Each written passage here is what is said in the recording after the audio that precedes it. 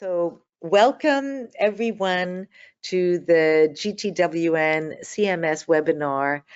This is part of a series that we have and that we do just about every 2 to 3 months on the topics that are most pressing.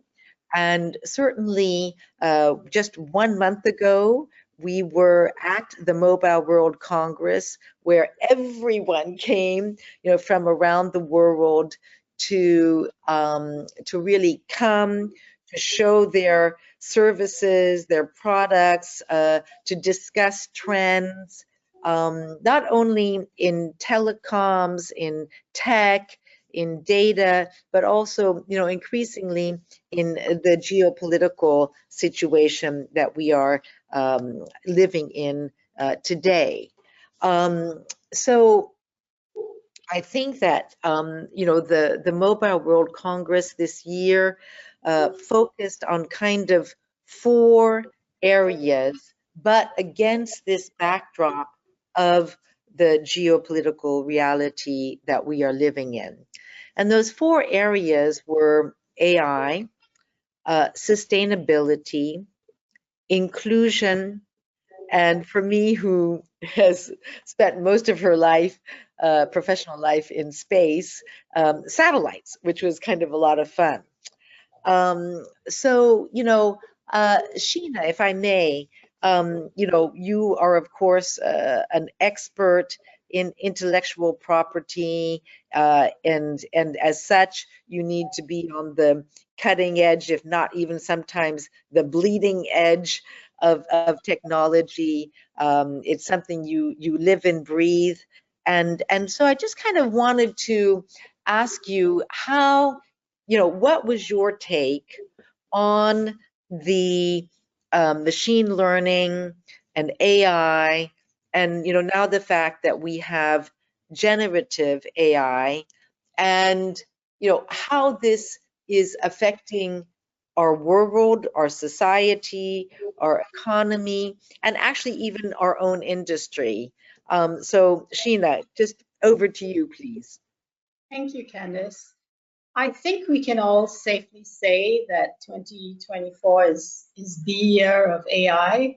I think AI is, although it has been around for quite some time in terms of some of the predictive and analytical functions of AI, but I think really it was sort of ChatGPT that in 2023 sort of took everyone by storm, and so now AI is something your grandmother or a young kid would also be able to talk about, and I think that has really in that sense made it a game changer. And interestingly, at MWC, it was quite evident that this was a big area of focus for tech companies, the telcos, users, app developers. And so we really saw a lot of focus and attention on AI.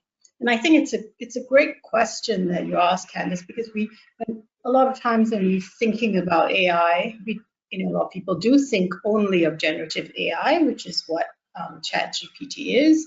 But as you said, there is sort of a number of iterations of how AI systems can operate. But I think it is particularly when you put a predictive model and an analytical model together with the generative AI, that sort of makes it very interesting from a use perspective. And at MWC, I was quite interested to actually look at what are the business sort of use cases for AI. And to me, the most interesting one was actually personalized medicine. Again, that's something that I think each of us can relate to. Imagine, a pharmaceutical drug or a treatment that is, that's created and developed and tailored specifically to work for you. And I think, we can all see, huge benefits from AI being used in that context. And there were others as well. For example, just talking about how you manage energy savings, automation. That's probably more run of the mill. But even, something we all face, which is cyber attacks, cyber threats. There was, a presentation about how you can use AI to even predict what are the security threats that your organization is going to face today. Yes, it might be different yesterday, and so that's actually going to help us make ourselves more safe and secure. And so I do think there are going to be a lot of interesting developments, new technologies that are going to be developed, we're going to see new businesses that are going to come out of this. And I'm quite sure that we will have new apps, new tools that we will be using, perhaps even for a webinar like this in the future. I love it. I love it. I'm going to come back to you, but about this. But Astrid, you're based in Germany. You work in M&A, which of course is very, very interesting when in the context of AI, because so many of these companies, if I may say even kind of legacy companies, they need to acquire very quickly this ability to integrate the processes of AI, into their companies. So what are you experiencing now in your specific expertise area of M&A and AI? So thank you, Candace.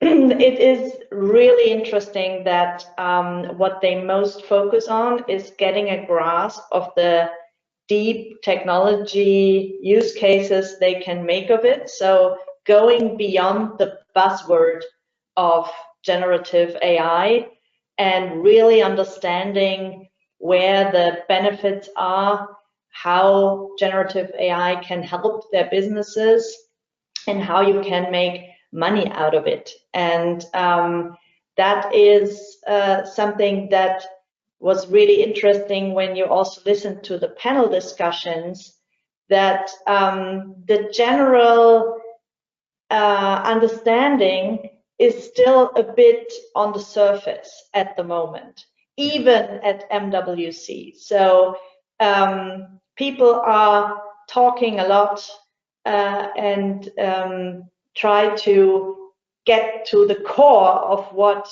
really is the difference between the KI we already know and kind of feel comfortable with in technical terms and generative AI, to see what really is the difference and how they can incorporate that in their business model and how it can be used.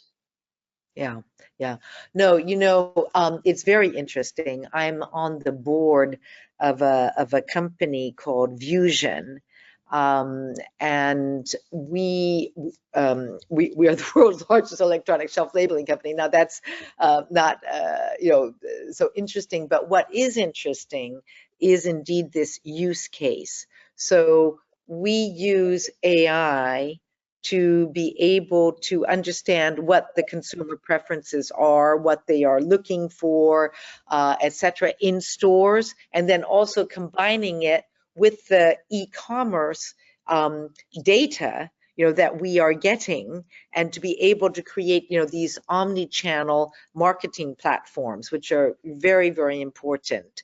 And then I think also what I'm seeing is that the CEO, and I think the CEOs across the spectrum, are looking and seeing what processes, how can generative AI, and not only generative, but just as Sheena was saying, over this long period of really 25 years of machine learning, how can they incorporate and integrate the processes into their daily operations?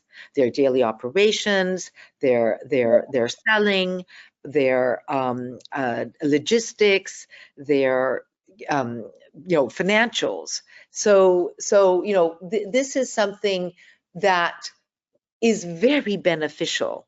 And one of the things I know that we've been speaking about is, the whole idea of ethics and how this comes and how this plays a role. And, a lot of people have been focusing on the negative aspects of AI, but certainly when you were there at the Mobile World Congress, when you saw all of the use cases, it became very clear that this is a tool, just like technology, has always been a tool. And you can say, okay, we're going to ignore it, or we're going to try and use it to make the world better. So Sheena, in that kind of focus, I just wanted to come back to you and see if you had any other use cases that you thought were particularly interesting. I mean, I think sometimes, as you say, AI is it is a tool. It is just a form of technology. And at the end of the day, it is up to the businesses to look at how it can be used. And I think in terms of use cases, there's a whole myriad of cases, right, that they can be used in to create images, to create works, to do lots of interesting things. But at the same time, for companies, if you're going to base your future of your business on AI systems, you need to make sure that they comply with certain frameworks. So, transparency, fairness, and ensuring that at the same time, the AI, is not going to provide misinformation, because then you're obviously going to have to, as a company, deal with the liability that can arise if the AI systems operate unlawfully. And so I think that is the balance that the companies have to strike, and to ensure that what they're doing is, not only ethical, but that it also is transparent, that the systems, that they understand where the data is coming from. And so, I'm sure Astrid's going to talk about the AI Act, but, there are already in place in many countries around the world very good frameworks and principles that you can use. So, for example, in Singapore, we do have an AI framework, and these are, I guess, our guardrails, and it's quite important that we look to them to ensure that whatever the system is that we're developing, and to be honest, also for companies who are even just users, even just using AI, they still need to ensure that they are following these guidelines and frameworks. And I think if the companies do that, then in the future, when their technology is adopted, they're not going to run into sort of huge issues, legal issues, which can obviously undermine the company's valuation if it's determined, for example, that they either don't own the rights, or that the system is one that cannot be used in other countries. So I do think it's quite important to balance that risk and not just plunge headlong into let's do this at any cost. So I do think that that's an important something important to bear in mind. And so thank you. Very, very important. And Astrid, I am going to follow on Sheena's lead, but I also want to make certain that the audience around the world knows that you can put your questions into the chat. Please put them in. We'd love to have them. And so this should be as interactive as possible, understanding that because of the global scope, we are just having the questions coming in via chat. Astrid, did you want to just say a few words about the regulation and the EU AI Act? Yes, very happy to. So That is also a big question from the legal side that is discussed at MWC, because it's new, it's what we've all been waiting for, and still we have the big challenge that any legal framework is basically 2 to 3 years behind, because it takes so long to be set up, discussed, resolved upon, brought into the world. So you also pointed that out in your latest issue of the Mobile Century, Digital Generation. There's a whole article about this topic where you just have to understand that any regulation needs to strike that balance between addressing the overall issues and allowing for the further development that will surely take place even in the time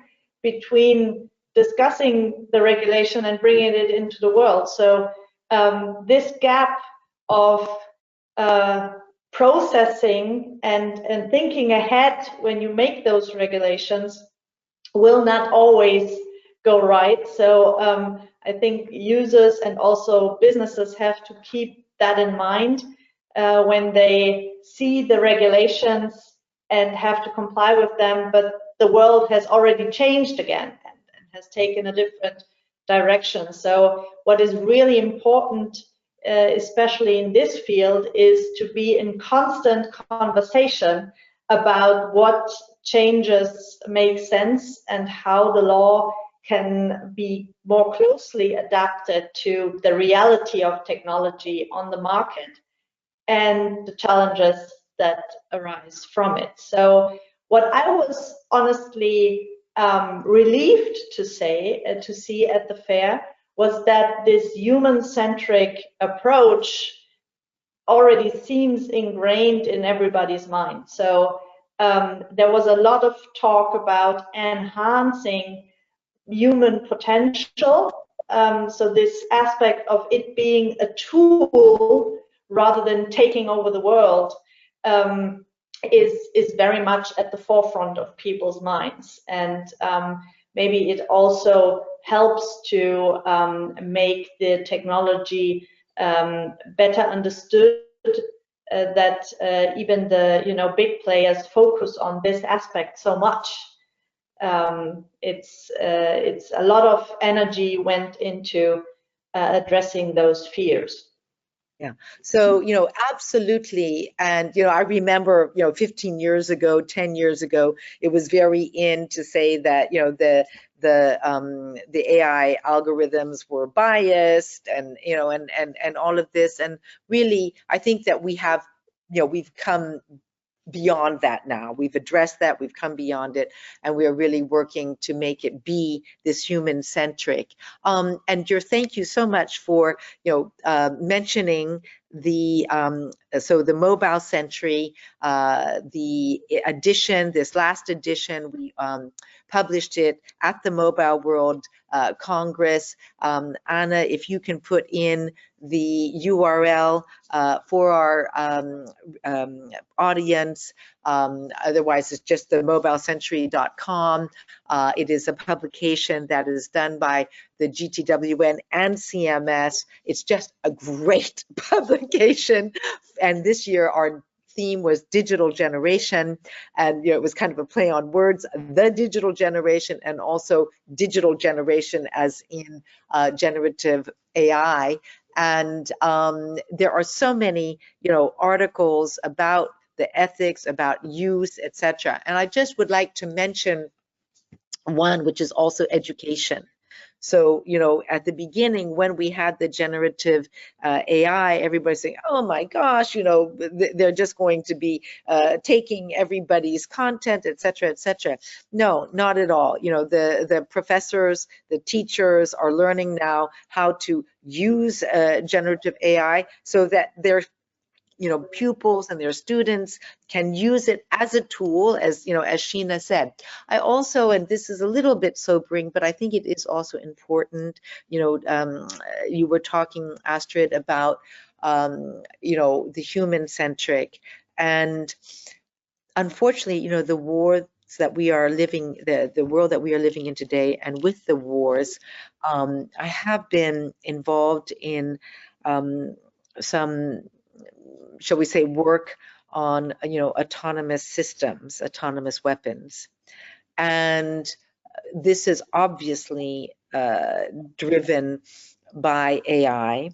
And the interesting thing, which everybody agrees on, is that the final decision, do we launch a rocket, do we launch a missile, do we do anything, that this always must remain in the hands of the human. So, this is just something for us to think about as we have this part of the sobering world in front of us. Now, we're still fighting a war on the climate change, on the environment, and for quite some time, everybody, quote unquote, talked about sustainability. It was, I think it really was this kind of greenwashing, but that has changed substantially. And I don't know if, going through the conference, going through the exhibition, just speaking with people, how you saw sustainability really permeating the Mobile World Congress. Astrid, do you want to take the lead on that? Yes, thank you. It was absolutely visible throughout the whole exhibition. So there was starting on the 4 years from now, so the startup fair at MWC was a tech corner event with a number of companies sprouting ideas about how to make tech more sustainable in the future. And then when you went to the main exhibition, you could see that everybody is looking for ways to mitigate energy intake, as well as find ways to we need to be green. So what I think from the exhibition, that the tech industry as a whole will be one of the big catalysts for energy transformation, because there have been, of course, there is like technical efforts to reduce the energy intake, but they even more than that, focus, in my view, on the source of energy, and to get that up to sustainable as fast as possible. So Astrid, we're having a little bit of trouble, I think, with your internet connection. I don't know if there is a problem there, but either maybe come a little bit closer to the microphone. I think I think everybody could hear you, and the fact that it really has gone far beyond saying, okay, we are we are doing this for the environment, etc. It's become much, shall we say, much less of a PR exercise and much more of a, wow, how can we use energy? How can we conserve energy? How can we make our systems more energy efficient? Where are we getting our energy from? So, is it solar? Is it solar powered? Is it data centers that are really, being efficient? In space, we're talking about space-based solar power, which we hope will be able to provide 20% of the world's energy in 2040. I mean, this is not science fiction. This is real. We're talking about putting, data centers on the moon. But Sheena, how have you, and how did you experience this, this, shall we say, not only, this greenwashing, forget it, but going deep and going green? So, yeah. Yeah, thank you, Candice. I mean, I think that it was, was quite evident at MWC, but also I think in terms of just looking at the articles in the Mobile Century, there are a number of them that actually focus on sustainability and its importance.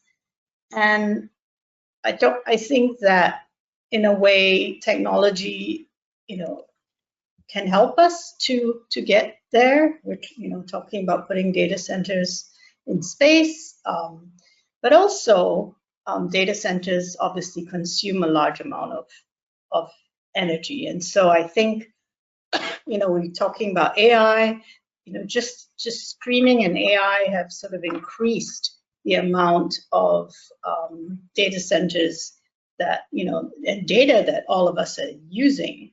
And so, of course, we have to build more and more data centers. And so I think it's, the technology companies are trying to look at how the data centers themselves can be more sustainable in terms not just of the consumption of energy, but also, to actually ensure that they are self-sustainable.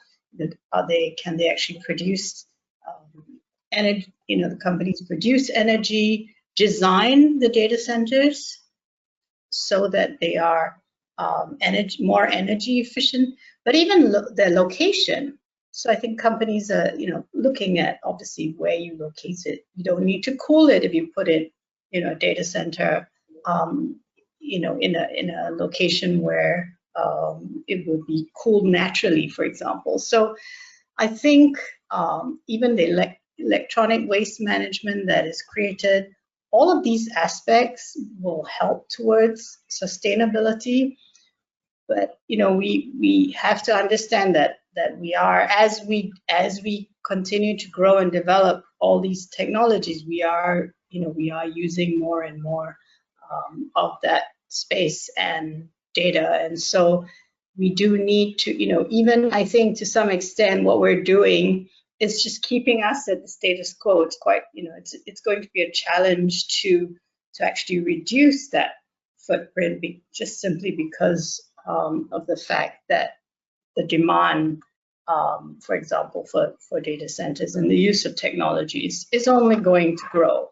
And so it is something that I think the ITU and the World Bank were actually looking at, how you can have sustainable digital transformation. I think that's quite important because we do need to, I guess, look at the two issues together, how we are on the one hand trying to develop the technology and on the other hand trying to mitigate the environmental footprint of what we are creating. So we have to appreciate that, I think, and try to look for solutions.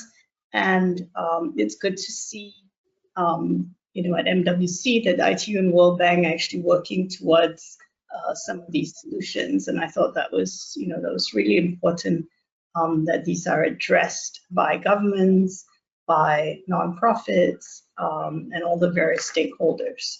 Yeah. So, this is absolutely fascinating. And we've gotten a great question from Frankie Spagnola, and I will address that. But I was with, Doreen Bogdan-Martin, who's the Secretary General of the ITU. And also in Washington, D.C., I'm very fortunate to know Ajay Banga from the CEO of the World Bank. And when Ajay was the chairman of the ICC, the International Chamber of Commerce, his big thing really was, sustainability, but sustainability in terms of numbers and results and, KPIs. And, the ITU, very interestingly, because also, they have said that connectivity is their number one objective. They want everybody, they don't want anybody to be left behind in terms of connectivity. But that does bring with it challenges. Yeah, exactly. you know, for sustainability, and really, you know, throughout the world and throughout the universe. So, you know, and one of the things that I'm kind of, you know, and we also have, I think, 2 articles on quantum in the Mobile Century publication. I do believe that slicing the cake another way really can then bring about this energy efficiency, and that quantum computing and quantum data centers, if we get, you know, that right, can really then be a solution. Now, it's not 100% next year. I believe that everybody is starting to realize that it could be a solution. So very interesting. We have gotten from Frankie Spagnola, what were your thoughts about the various drones at the show, specifically the Zephyr drones as it relates to those thoughts of autonomous weapons? Would anybody like to take that question? Yeah, Sheena or Astrid? I mean, I think I think you're right. There's complete consensus that we need to make sure that a human is always the decision maker. And thankfully, I think that is the global consensus. But I suppose the question will be, as technology develops, will we be able to hold that line and maintain that? And I was actually reading the article that that Dora Petrani wrote on AI regulation, and I think together with Francesca Rossi, IBM Fellow and AI Ethics Global Leader. Yeah. And Dora actually asked her a question right at the end about, do you think you need a kill switch? And I thought that was an interesting question. And essentially, is that something you need, or at the end of the day, do we just make sure that we have someone who can make that decision? I think if it was up to me, I would still want to have a kill switch just in case. But then maybe that's just me. But I do feel, I mean, to sort of get back to Frankie's question, I think, in terms of the legal frameworks, at least as they stand, you do have to have that human centric AI. Yeah. Astrid, did you want to join? Did you want to say something to this? Yeah, I think it just attested again to the broad width of topics that were side by side at the fair. So you could see the drones, you could see the flying car, you could see the next to that the robot dogs, right? So to me, that was the different topics that this huge fair covers, and you have to address them in a very different way. And the discussions around the drones, to me, appeared at the moment very technical, and yeah, a bit removed from the rest of the exhibition. Mm-hmm. I have been working with drones because obviously space and drones work very closely together, because we get and we transmit data to and from drones from satellites, and certainly also with the the GPS and everything. I remember a friend of mine was just going to become the board member of UPS, and this was about 7 years ago. And I said, well, you'll be using drones. And he goes, oh no, Candace. I said, oh yes, you will be using drones, for delivery, etc. Now of medication, of food, to areas, etc., etc. And I think, what we are really experiencing, and that will lead us actually to our next topic. But my dad was in telecommunications when it first started. People used to say, "What does your dad do?" I said, "Well, he's in telecommunications," and they said, "Well, what's that?"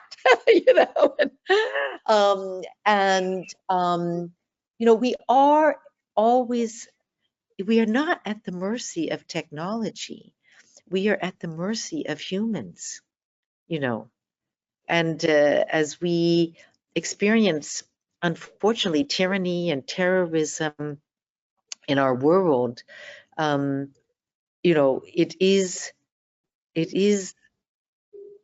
humans who have brought the evil, and it is the humans who have brought the good.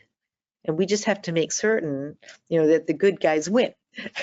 So with that, I did want to, and Astrid, you have talked about this broad spectrum that we experience at the Mobile World Congress, and in the preparation of this panel and this webinar, I had asked Astrid and Sheena, do we have to talk about diversity? And this is getting a little bit old hat.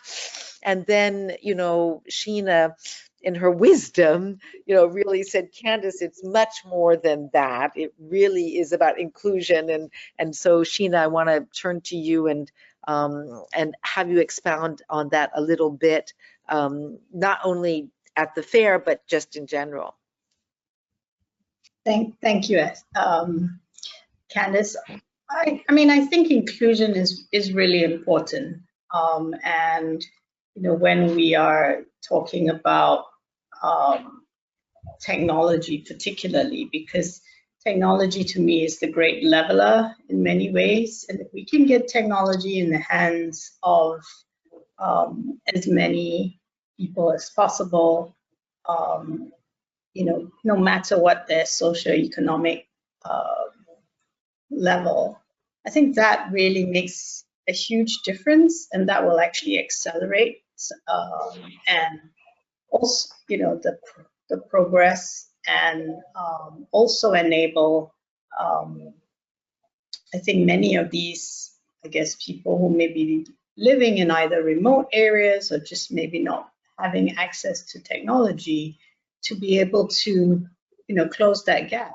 And we're always talking about that, sort of that great divide between the haves and the have-nots. And to me, technology has always been the answer, because that is probably the fastest way in which you would be able to, enable people to actually get there. And so I think when we look at the recent developments, whether, including AI, and including sort of focusing on this digital divide, and really looking at inclusion, both in terms of gender, in terms of status, and even in terms of where people may live because of just geography.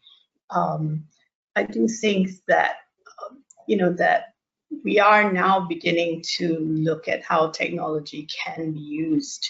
And I know it's the next topic, but I know that one of the things that GTWN has done, which has been so wonderful, is in fact the satellite program for this very reason. And so I think that is certainly was very striking to me. Also, when I attended the GTWN reception that was held at MWC, and we talked to different women who came from, for example, Afghanistan, and talking about how to get the women, how to actually provide technology or resources so that lives can be improved. I think you really see the reality of that, and so I think I do think that it's wonderful to see that GTWN is focused on that and really sort of that inclusivity in terms of technology. So that was something that really struck me during the conference, Candace. I'm so happy. You know, it's something that we have been, you know, really doing for the last 32 years, you know, during our existence. And, you know, already starting with supporting, you know, girls in ICT, and then doing Raspberry Pi in Lebanon, and then in Africa with Mamas to Mamas, and indeed then in, you know, in Afghanistan, when we had brought 2 years ago, we had brought a lovely woman from Afghanistan, and she was telling all of the problems. And then this year, you know, that we were able to bring, you know, another absolutely fabulous woman who's absolutely doing things with underground classes and using satellite technology. In fact, our satellite, the Pacific Oceania Women's Network satellite system to do that. Astrid, you know, it was your first time at the Mobile World Congress, and you know, I think that you were a little bit surprised at the, you know, at this broad swath that of the economy and society that was there.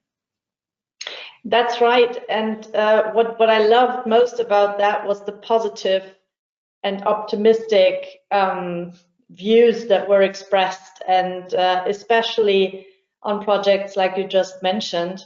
It really seems to go well that the energy projects and the technology projects go hand in hand. So there are a lot of efforts to bring sustainable energy also to countries where you don't have the industrial setup that we have. And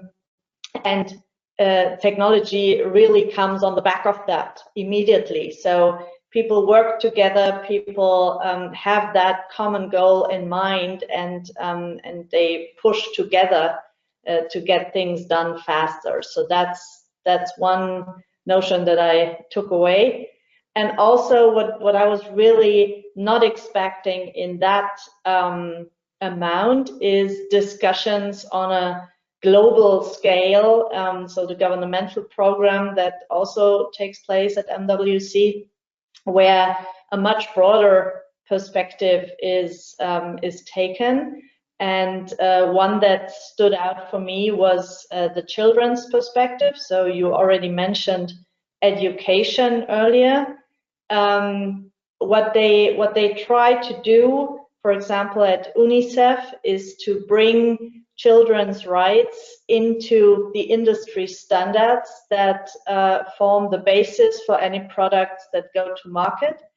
And I think that's, again, a really worthwhile effort, because basically children's rights do not differ that much from human rights. And what benefits them usually benefits adults just as much. So I think that was a really interesting perspective to have the younger generation on the table when we at the table for these discussions, and to have their perspective when we discuss the future of communications. Yeah, absolutely. You know, when Sheena was talking about technology as the great leveler, you know, I was also very much thinking, Sheena, you know, education also as the great leveler. And, you know, today we can use the technology to bring education. And in so many of these fora, you know, the solution to almost all of the problems, be they health, be they energy, be they environment, be they climate, be they economic, is really education. We have another. Frankie, I do not know you, but I love your question. So thank you very much for asking another question. So considering the push towards 6G, how do you feel about the carriers decommissioning access to lower networks that could facilitate solutions that provide digital inclusion, especially in rural areas and emerging markets, with 4G just now fulfilling its ROI and 5G still in a nascent stage across 70% of the world? Is there regulation that could be crafted around the use of these networks for application and digital inclusion?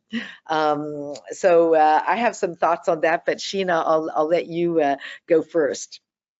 Thanks, Ken. So I think that at the end of the day, we're probably looking at other solutions as well. So, non-terrestrial networks, I think really satellite as a solution. So I think the good thing is that we now have more than one option, both in terms of terrestrial and non-terrestrial. And so I do think that thankfully we're not just entirely reliant on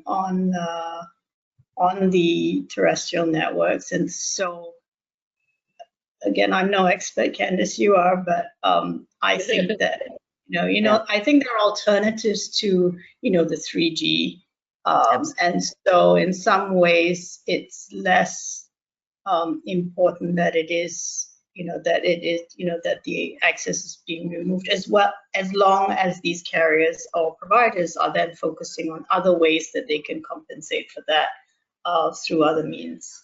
Yeah.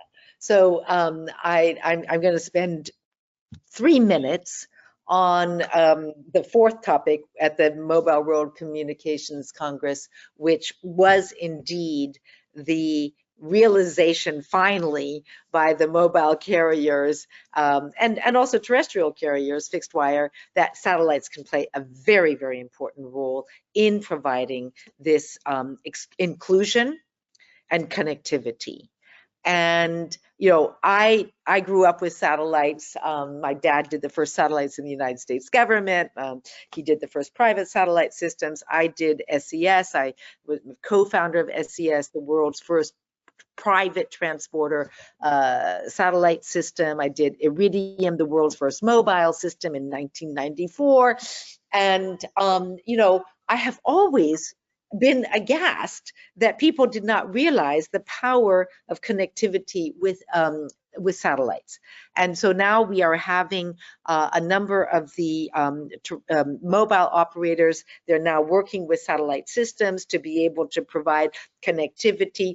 And by the way, we're talking about narrowband connectivity. We're talking about text. We may be talking about some voice. But the most important thing is that we are using that connectivity, direct connectivity, to expand the mobile communication reach. This is very, very important. Another thing that also this Pacific Oceania Women's Network satellite that the GTWN has actually sponsored and invested in is that in the Pacific Islands, where it's very difficult to get the mobile coverage, we are actually connecting 4G towers.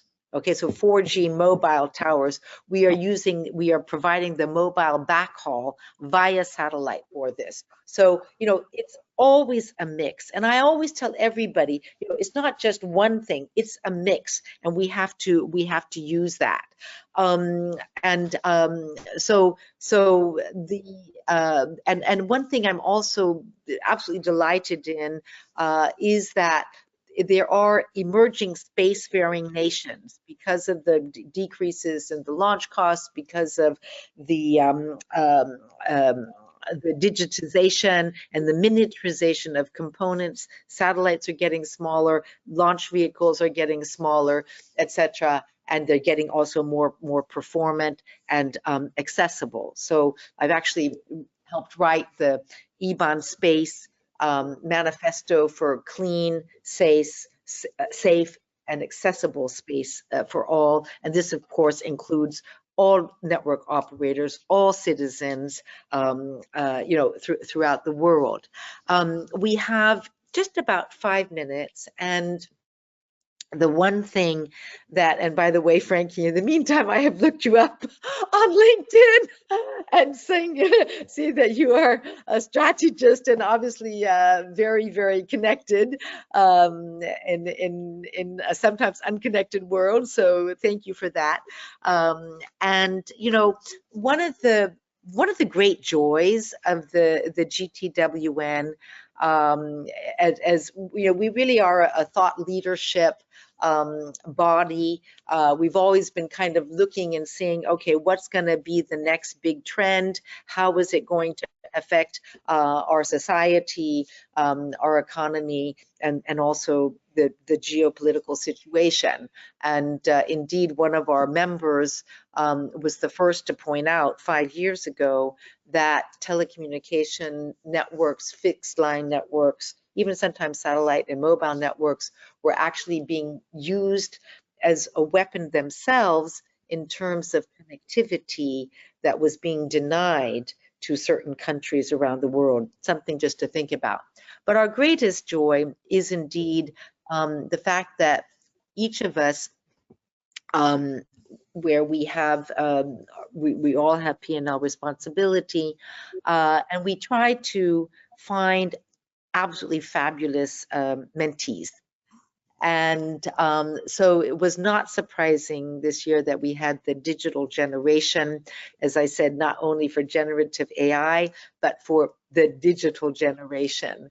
And, we had at least, half a dozen of our mentees at the GTWN reception, and also contributing to the Mobile Century publication. And I think, I just would like to know, Sheena and Astrid, how you felt about this. Astrid, you mentioned your joy at being at 4YFN. So anyway, go over to you, Astrid. Yeah, I thought it was a amazing insight. So what you did is exactly to bring the younger generation to the table at a very early stage, and to let them see that they have impact, and that their opinions matter to the people in the industry, and thus you give them like a door opener to this world where they feel their voices heard. So very, very grateful that you do that amazing job with all your team, because I think it's a real opportunity to get insights from their direction, but also to empower them to believe in what they can change and impact here. And this kind of responsibility that they are heard, and that they on the other hand also have to actively do something to hold people accountable for what they do with technology, is something that is evident in the pages of your Mobile Century publication. So I was really amazed reading it. Oh, thank you. And Sheena, just say a few words. Sure. I mean, it's interesting because obviously I live in Asia, and I think in many ways, it is different, obviously, from Europe and the US.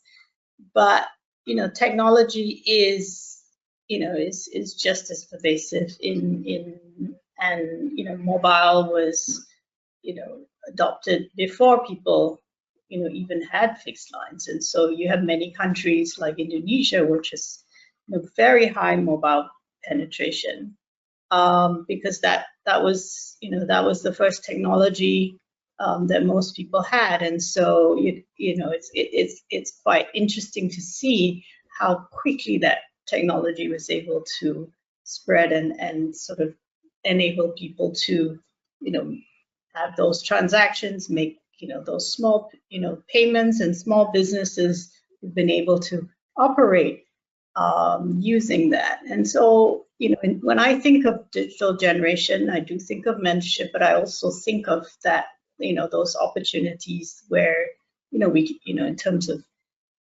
mobile banking, payments, that's really changed the situation for many people. Anyone, can start a business now. You don't need a huge amount of capital, and you can actually get paid immediately. You don't have to, necessarily wait, for the bank to send you the money at the end of the month, for example, or invoice. So I think that's really, developed and grown and enabled, I think, an entire generation of young people who will be able to be entrepreneurs, who will be able to, do all these things that because we've, just because we've placed, they've had access to mobile phones. So I do feel that that's really, that is, and the more that we can do, to have, satellite technology, and the more that we can have the satellite, the terrestrial, the non-terrestrial, all working together. I think that's really going to be a big shift for in the next 10, 15 years. So I'm really excited about that, and to see where that takes us.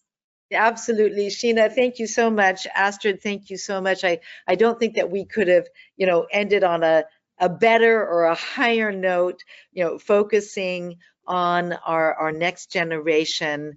I've received an absolutely lovely email in the meantime from Vivian Reding, the former Vice President of the European Commission, the author of the GDPR, who is also very, very interested in AI. She said, loved the themes of the webinar, food for thought and action. And I think that's a great way to end our webinar. Thank you so much. Thank you to all our wonderful participants around the world.